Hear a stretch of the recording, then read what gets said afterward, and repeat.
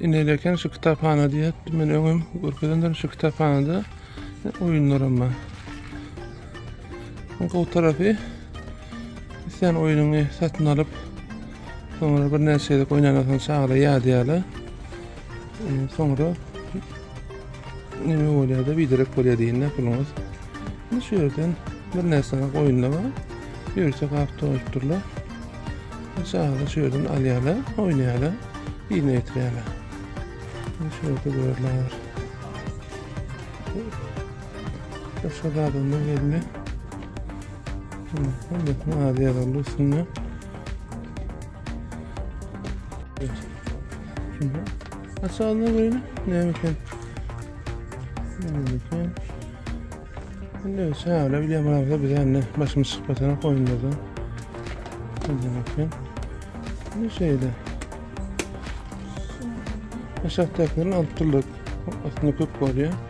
Bir yere mazı su yükleyip duran başlarak yazdı tuttu. Mümkün.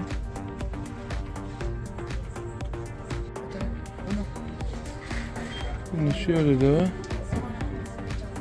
var. Açık korku değil mi? Yankı mı? Böyle.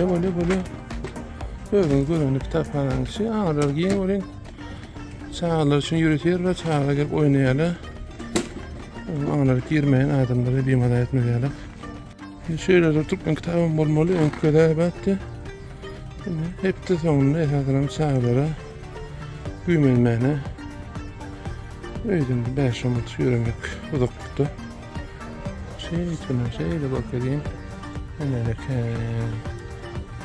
ağırda okumak için yürüdü kabinetler yerler var bu bölüm esaslarım sözlükle var neyip olsa makul sözlüğüm şulan arasında öyle yerini alır vakti elinde ben Türkmen'de bir nörsezlik görmedim.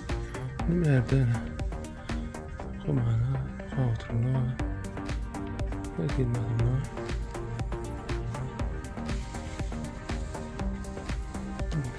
Şimdi Bert'in anlık tarafı ne? Çağlar için bölümü artık gittiği şeydi. Ulu kitap bana. Hem yerine kaçmak, adamla turulsun. Bir adam geliyor aynı şehirlikte. Hep de sonunda, hep de içinde olsun kadar.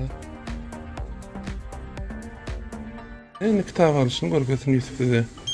İnerken okuttı. Yusuf bana geçti dedi. Kitabı okuttı.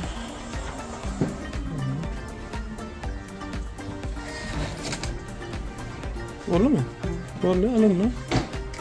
İnerken kitabı aldık.